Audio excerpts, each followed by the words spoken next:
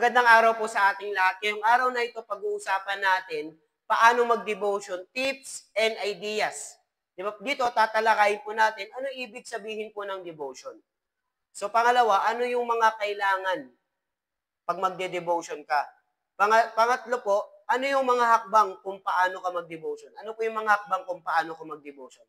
Actually po, para ito sa mga bagong Christian o matagal ng Christian na natigil na sa pagde-devotion o nahinto na sa pagbabasa ng salita po ng Panginoon. So, ulitin ko, paano mag-devotion? Tips and ideas po, paano mag-devotion. Unang tatalakayin natin, ano ibig sabihin ng devotion? So, ito na po. So, ang devotion o devotional ay isang uri ng taimtim na pagsamba o pagnilay-nilay na tumututok sa spiritual na buhay. So, karaniwan, may kasamang panalangin, pagbabasa ng banal na kasulatan o Bible, at pagnilay-nilay, ayun po, o pag-meditate. So, ang ibig sabihin din po ng devotion is devotional is a spending quality time with God. Ibig sabihin, through Bible and prayer. Sabihin, may quality time talaga. Hindi ka nagmamadali, no? Hindi ka haggard. Kaya importante po na meron tayong quality time kay Lord. So, ayun po yung ibig sabihin ng devotions. Devotional is spending quality time with God through Bible and prayer. So, ano naman yung mga kailangan natin para mag-devotion? So, unang-una, kailangan nyo po ng, syempre, Bible. Kailangan nyo po ng notebook at kailangan nyo din po ng ballpen. So, para po isulat ang mga importanteng mensahe ng salita po ng Diyos. Diba? True word, no? Kinakausap ka, no? Ibig sabihin, kinakausap ka ng Panginoon through Bible at kinakausap mo naman si God through prayer. Di ba? Ulitin ko, kinakausap ka ni God through the Bible at kinakausap mo naman si God through prayer. So, yun po. So, narito ang ilang hakbang para kung paano mag-devotion. Handa na po ba tayo? Kung meron po kayong notebook or para po mailagay natin sa ating mga listahan po na kailangan po natin para po sa ating pagde-devotion.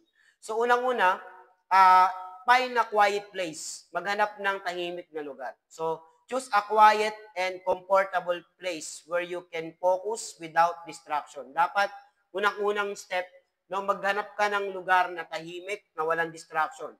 Pwedeng ito, kung meron kang kwarto, pwede rin. Kung wala kang kwarto, gising ka ng maaga, tapos mag-devotion ka.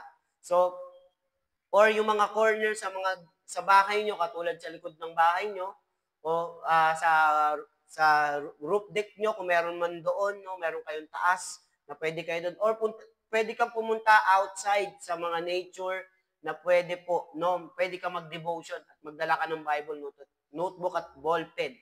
So, kailangan unang-una, kailangan mo ng tahimik na lugar para walang distraction upang makapag-focus ka din. So, pangalawa, no, set a regular time. Di ba? Kailangan mag-set ka ng regular time na magde-devotion ka. Di ba? Consistency is the key. So, paano kung skip ako ng isang araw? So, tuloy ka rin. Consistent is the key. Kaya consistent is the key. Tuloy-tuloy ka lang. So, set aside a specific time each day for your devotion and prayer. Mag-set aside ka ng oras at ng araw para sa pagde-devotion mo. Maganda araw-araw. Each day nga for your devotion and prayer. So, maraming tao, talagang morning talaga sila nag-devotion katulad ko, no? Tuwing umaga po ako nagde-devotion. So, pwede naman anytime kung mag-work naman sa'yo. Pero, minsan kapag gabi na, pag gabi ka nagde-devotion, o galing ka sa trabaho, galing ka sa school, gumawa ka pa ng project, ganon, medyo pagod ka na, medyo hindi na alert yung isip mo. Kaya importante, bago pa lang magsimula ang araw mo, no, nakapag-prayer ka na tsaka devotion. Kaya importante po yung pananalangin po ng mag-set ka ng time, no, ng pananalangin at pagde-devotion. So ayun po, set as regular time, no. Regular ka kung halimbawa umaga na 5 AM ka ng umaga nagde-devotion o 6 AM ng umaga, pwede po 'yun. So pangatlo, start with worship and praise. Importante po simulan din natin yung pagde-devotion natin ng pagwo-worship, pagsamba o pagpuri sa Diyos. Diba? Begin your devotion with praise and worship to the center your heart to God. Para maging maging handa ka, no? Makapag-concentrate ka sa Diyos. So, sing a song, worship, or simply praise God for who He is, His greatness, love, and faithfulness. At marami pa pong iba ng mga karakter ni Lord na, Lord, pwede mo sa amin, Lord, napakatapat mo, salamat sa pag-ibig mo, salamat sa mga ginagawa mo sa buhay namin. So, pwede kang magpuri sa Diyos. Marami naman dyan available sa YouTube, no? Sa YouTube na pwede nating i-play habang bago tayo mag-devotion, di ba? So, pang-apat po na step is read the Bible or scripture. So, read the passage from the Bible. Di ba, siguro tanong nyo, saan ba ako magsisimula? Mas maganda systematically, mag-start po kayo sa Mateo. Mateo chapter 1. Tapos tuloy-tuloy na po yun hanggang mag-Genesis. So, systematically, maganda magsimula ka sa Mateo para tuloy-tuloy na yung devotion mo hanggang sa mapunta ka na sa Old Testament. So, pwede nating itanong, what God is saying in this verse? Ano ba yung sinasabi sa akin ng Panginoon dito sa versikulong ito? So, pangalawa, how does this passage apply to my life today? Paano ko ba may apply ito sa pamumuhay ko, sa buhay ko ngayon? Diba? Kaya importante po, ito lang yung basic na tanong. Actually, marami pa pong mga step yan. Pero ito lang po yung mga basic. What is God saying in this verse? Ano ba yung sinasabi sa akin ng Diyos sa binasa kong ito na salita po ng Diyos? At paano ko ito mai-apply sa aking buhay? So, ayun po yung pang-apat. Read the Bible. So, panglima, reflect and meditate. Diba? Kailangan mo magnilay-nilay at magbulay-bulay po ng salita ng Diyos. Take time to reflect on the scripture and how it speak to you. Di ba? Paano ba ito nangungusap sa iyo? Yung salita po ng Diyos. Meditate on God's word and let shape your thoughts and emotion and yourself and your thoughts. Di ba? So, hayaan mo mangusap ang salita po ng Diyos sa isip mo at sa emotion mo at sa buong buhay mo at sa yung isip mo. So, write down any insight, and be still in His presence.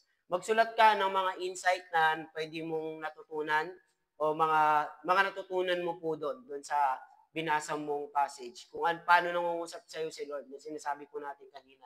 So, pang-anim po is pray. Importante yung pagpipray. After devotion, prayer is two-way conversation with God. After meditating on His Word, speak to God openly. No,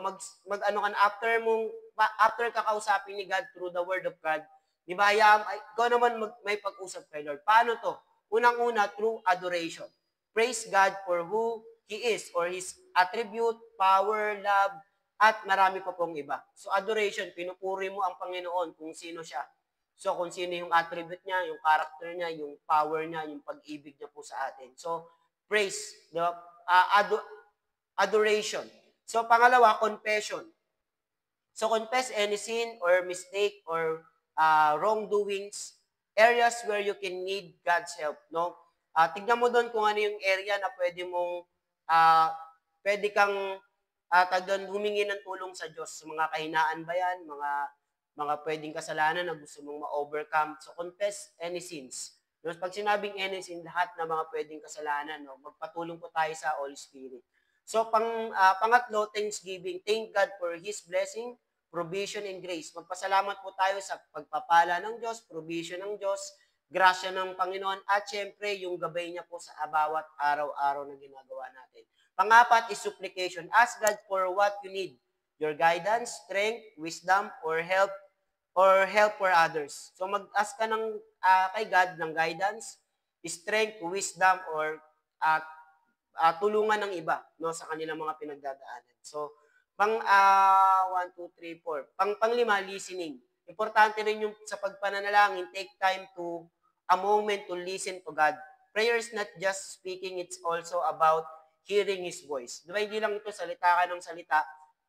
Patungkol din ito sa pakikinig mo din kay Lord. Diba, makikinig ka, take time to listen. Sabi niya, be still and know He is God. Kailangan be still in the presence of the Lord. So makinig tayo, ano yung mga pwedeng instruction sa atin ni Lord, ano yung mga papagawa niya sa atin, at sasabihin po sa atin yon ng Panginoon sa magitan ng ating pakikinig po ng salita niya. So pangpito, personal request and intercession. Personal request, ano ba yung mga personal request at intercession mo? bring your personal needs before God. Bigay mo kay Lord yung mga personal needs mo. Also pray for others. Pwede mo rin pag-pray yung friends mo, family, your community, 'di ba? Or global concern katulad na nangyari po ngayon sa LA, no? California. So intercede for others is the important part of prayer. Yung pag-i-intercede po sa iba ay napaka-importanting part po ng pananalangin po natin. Yung pag-pray po natin, pag-i-intercede po natin sa iba, sa pamilya, sa kaibigan, sa community, or sa mundo na nakakaranas po ng mga pagsubok katulad ng LA. Example na lang LA or yung bansa natin na may matindi talagang pinagdadaanan katulad ng corruption o sa government. So, pangwalo, and with trust and faith. And with trust and faith.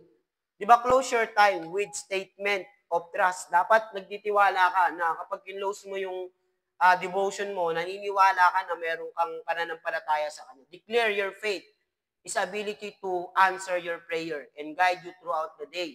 No, kailangan may faith ka na alam mo na si Lord ang sasagot ng prayer mo at gagabayan ka sa buong araw na ito. Pwede mo sabihin kay Lord, Lord, nagtitiwala ako sa iyo sa buhay ko.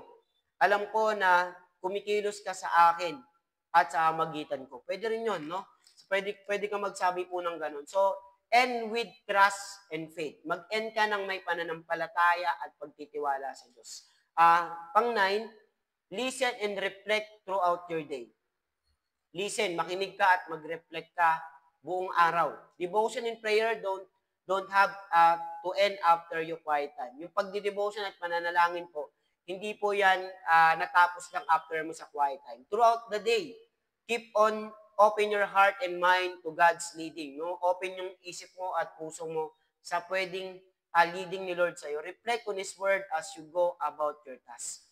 So, mag-reflect ka lang habang may ginagawa ka sa school, sa negosyo mo, sa mga ginagawa mo sa bahay nyo, or sa pagtatrabaho mo o ginagawa mo yung mga tungkulin mo. So, pwede kang mag-reflect habang